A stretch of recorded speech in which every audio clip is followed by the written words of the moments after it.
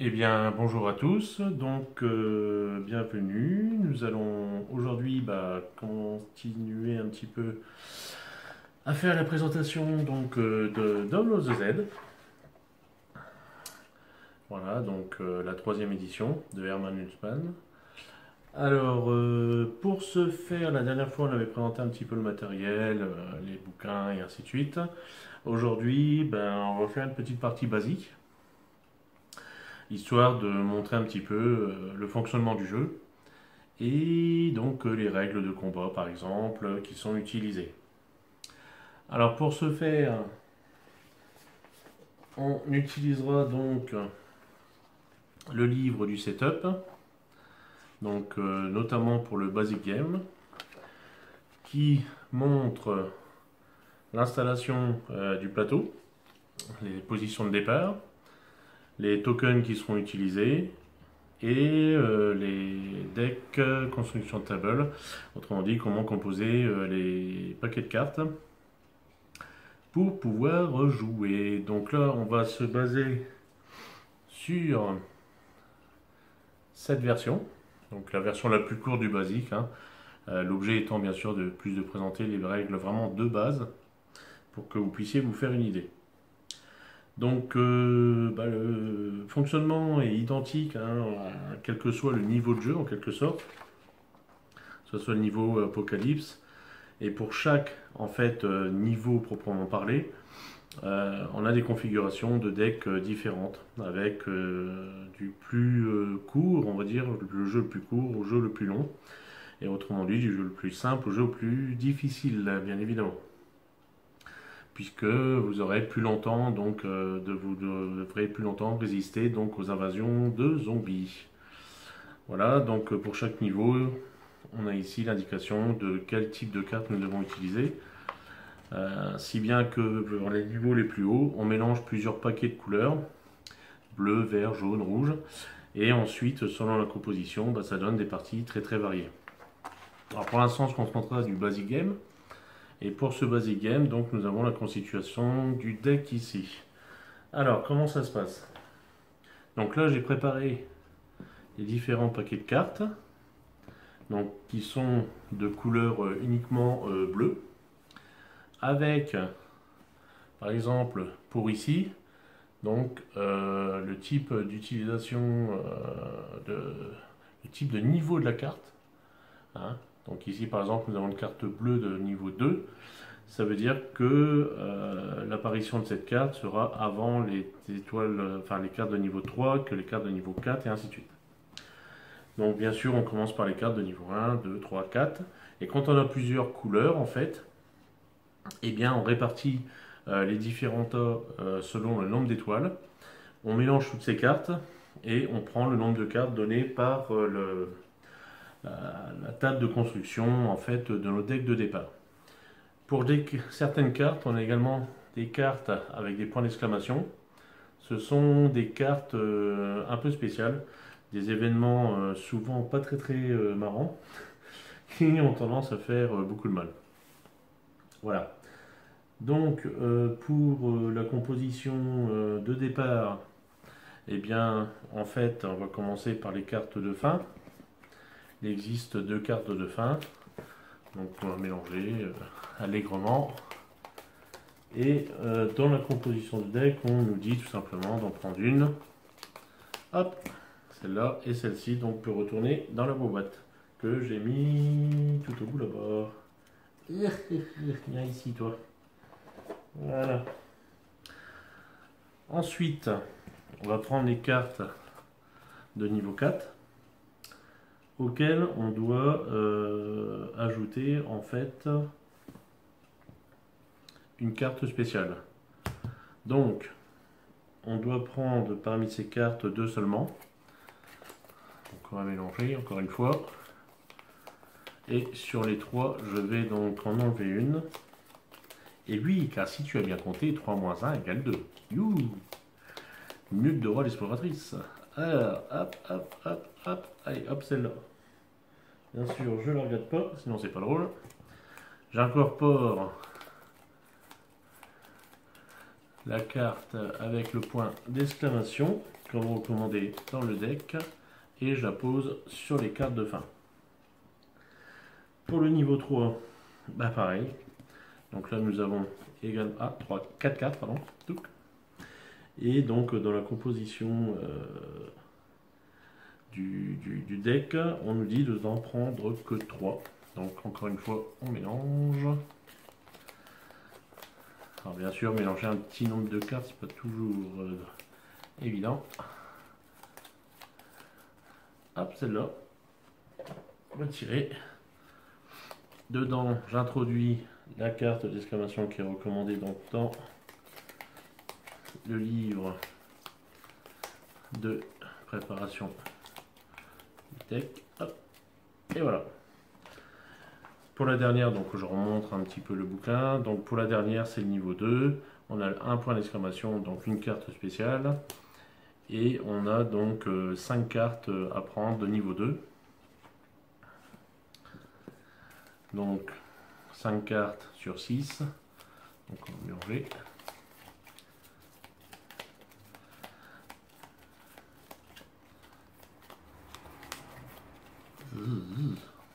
Et hop, c'est là. Voilà, donc j'ai mis 5 cartes. J'incorpore la carte avec le point d'exclamation. J'ai même dû dire point d'interrogation. Non, c'est point d'exclamation, pardon. On mélange. Et hop, c'est bon. Hop. Et enfin, sur les cartes d'origine étoile, je dois en retirer une. Et rebelote. Et 10 de l'air, comme dirait l'autre. On remélange. Avec celle-là. Hop. Et donc mes 2 cartes sur le sommet du deck. Voilà. Donc, nous avons composé notre deck de départ avec la carte End tout en bas, carte du dessus avec les cartes 1 étoile, et ainsi de suite jusqu'à les cartes 2 étoiles, 3 étoiles et 4 étoiles. Donc bien sûr, pour gagner le jeu, il faut retourner la dernière carte de ce deck et accomplir ce qui est marqué dessus et ne pas faillir bien sûr à la dernière carte. Voilà, donc je vais le mettre par ici. Ensuite, un autre deck à préparer, c'est le deck des événements. Donc là, nous avons que ces cartes de ce couleur-ci, sachant que nous avons que les cartes bleues, toujours. Viennent s'ajouter les cartes jaunes, vertes, rouges, etc. au fur et à mesure des niveaux que vous allez affronter. Donc pour ces cartes événements, en fait, je prends l'intégralité du deck, sauf cette carte-ci, Infected Vermine. Juste ici, donc je vais remettre directement dans la boîte, puisque c'est recommandé ici, remove the infected vermin card from the flat decks and return to the box. Allez hop, à la niche. Walou, walou, walou. Le reste des cartes, on mélange. Donc ce sont les cartes destin qui vont être utilisées pour déterminer des lieux et ainsi de suite. Je vous montrerai le moment venu. Voilà. Donc le plateau de jeu, je l'ai mis sur cette version A, ce qui nous permettra d'accomplir les versions basiques, on va dire. Alors maintenant, qu'est-ce qu'il nous reste à faire? Donc là, on a composé le deck. Maintenant, on va préparer le plateau. Alors pour le plateau, déjà, on a une partie centrale qui est ici, qui est la Tomb Center, avec une belle croix rouge champ. Et donc cette Tomb Center, c'est là, c'est notre point central où il ne faut qu'il y ait aucun pion de zombies qui atterrissent ici. À partir du moment où on a un pion qui atterrit ici, c'est foutu. On ne réalise pas de combat ni quoi que ce soit. La partie est finie. Alors, on a 1, 2, 3, 4, 5, 4, 5, 6. Donc on a 6 pions civils qui sont répartis sur la carte. Donc on va les faire un petit peu au hasard, tiens. Hop.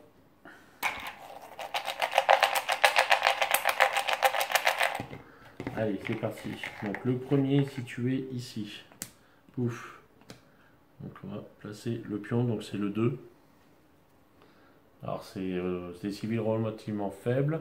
Donc on a une face avec un 2 ici, un cœur et une petite flèche pivotante. Ça veut dire tout simplement que on est sur la face de départ. et qu'on a 2 en combat.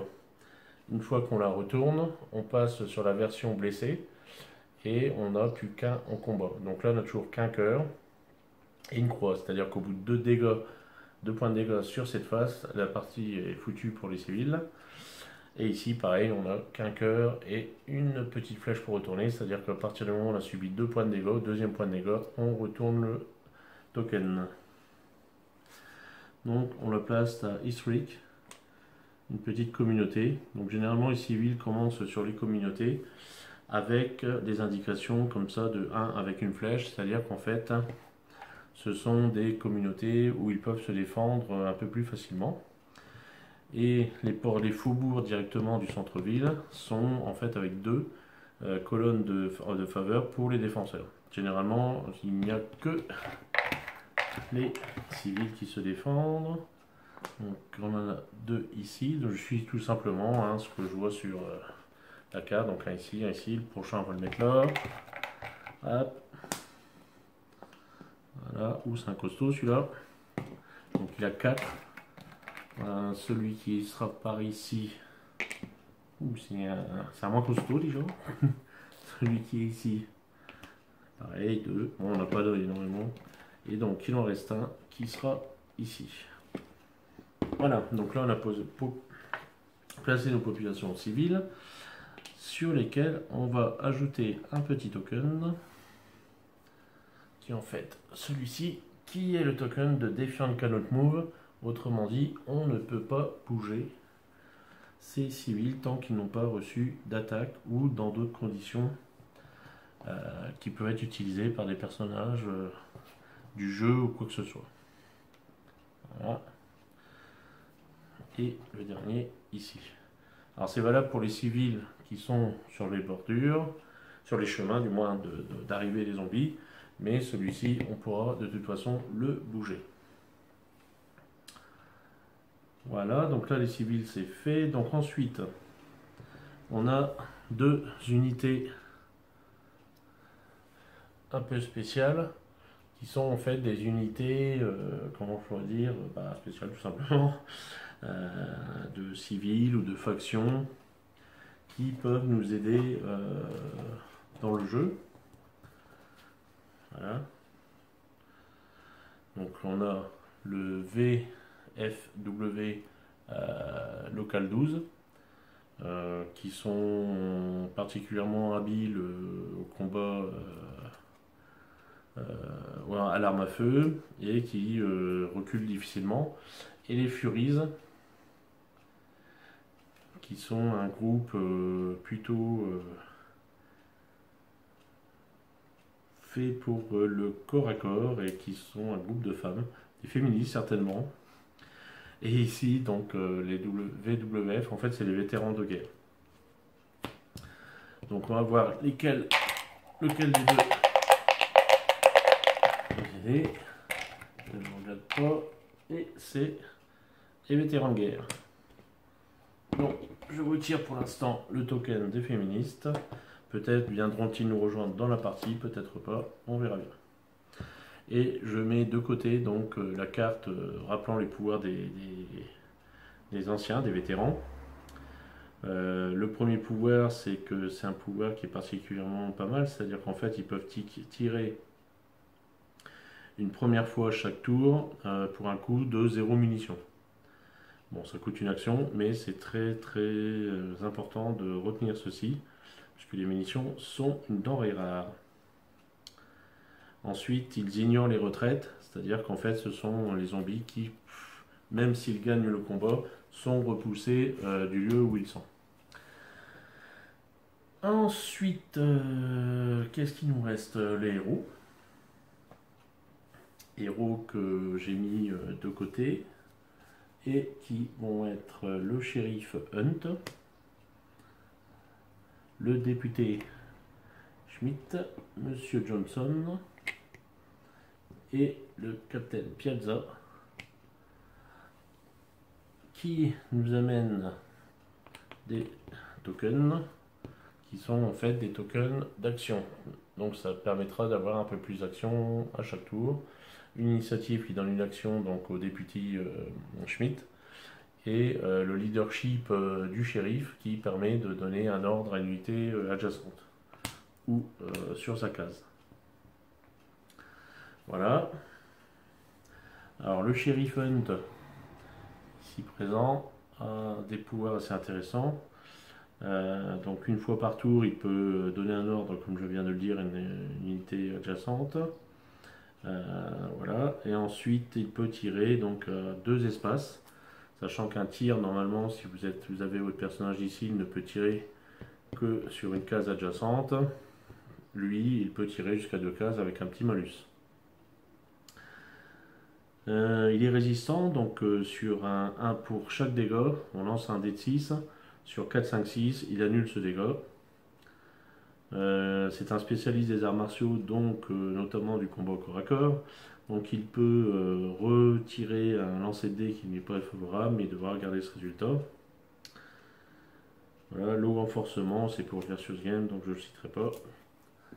Le député Schmidt, lui, a un jeton d'initiative. En gros, ça lui donne une action gratuite par tour. Il a une colonne de faveur en corps à corps, parce que c'est un scout aigle. Il a certainement du sang indien dans les veines. Il est résistant également sur les mêmes conditions que le shérif, et il est également pratiquant les arts martiaux.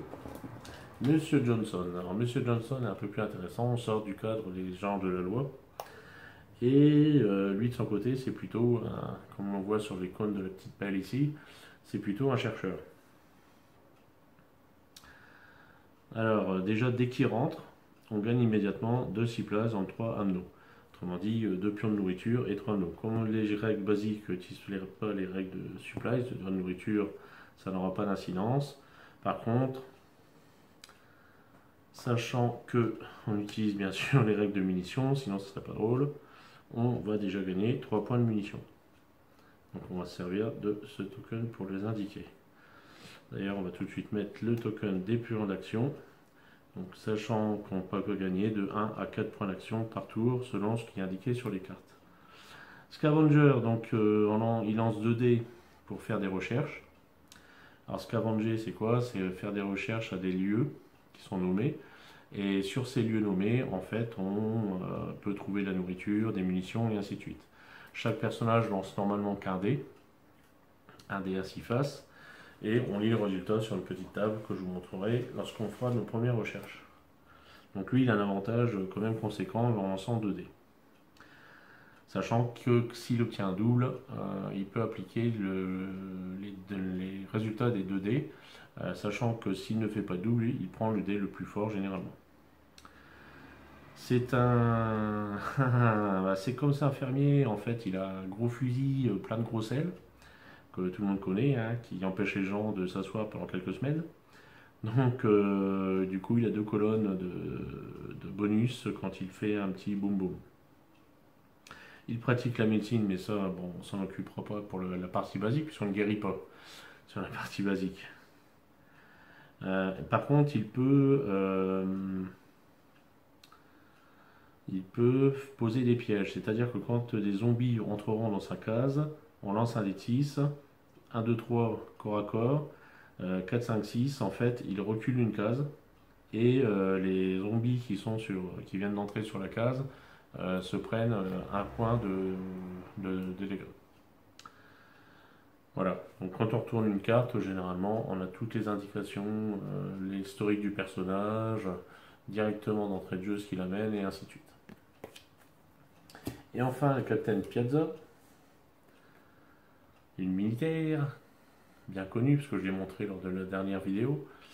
Cette petite est très intéressante. Pourquoi? Parce que déjà, elle se déplace rapidement. Les autres, elle a un déplacement de 4, elle a un déplacement de 5.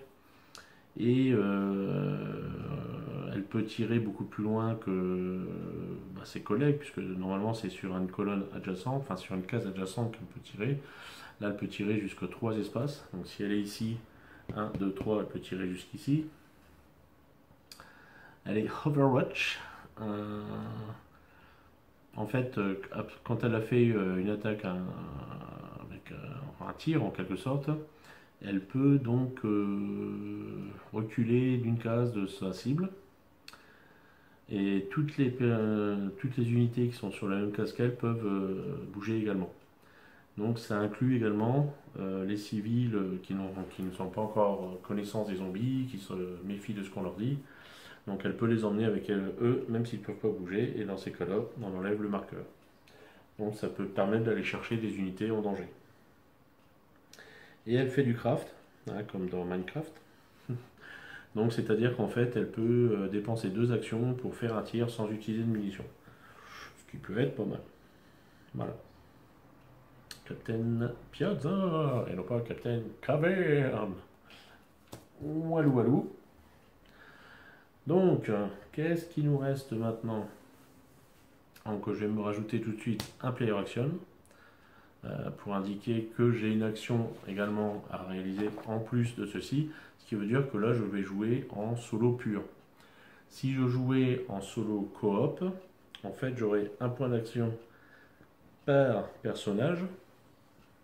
Le problème étant qu'il y a des règles supplémentaires qui s'animent quand on joue en solo coop. Alors les règles auxquelles je ne vais pas jouer, ce sont en fait les règles de pression de zombies. Alors il y a 2 règles. Il y a une première règle qui fait que en fait on a un mouvement de pression, c'est-à-dire qu'en fait on va chercher en fait les zombies les plus costauds et on les avance d'une case supplémentaire. Activation gratuite. Donc voilà, et on a ce mouvement par personnage supplémentaire. Par exemple, si on joue qu'avec un seul personnage, on n'en a pas. Si on joue avec 2 personnages, on a une activation zombie supplémentaire qui peut se réaliser. 3 personnages, 2 activations, et ainsi de suite, vous avez compris. Voilà, donc ce qui fait qu'on peut avoir des troupeaux de zombies qui commencent à avancer de façon rapide vers le centre-ville, ce qui met un peu plus de stress dans le jeu. Sinon, on a également les placements de pression, l'avancée des zombies vers le centre-ville, c'est-à-dire qu'en fait, la voie d'accès des zombies où il y a le moins de jetons, eh bien, on fait apparaître des zombies supplémentaires donc au départ. Et c'est pareil. Un perso, on n'a pas d'emplacement supplémentaire. 2 persos, on a un emplacement de zombies qui va apparaître quelque part. 3 persos, ça va être 2 et ainsi de suite.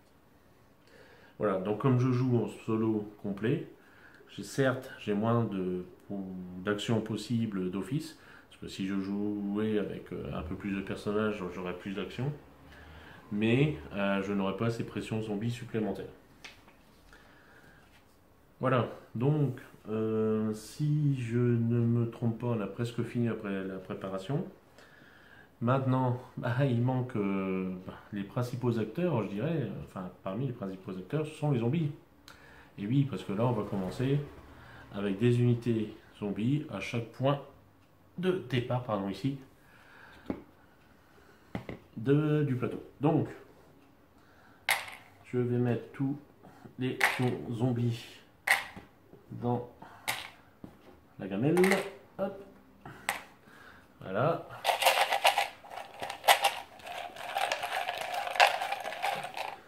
Donc je n'ai pas mis de zombies spéciaux ni quoi que ce soit, on est vraiment sur le jeu basique pour que vous compreniez bien le système. Une fois que vous avez acquis d'ailleurs ce système, viennent s'ajouter des règles au fur et à mesure de la difficulté, les supplies, les infections et ainsi de suite, mais de manière douce.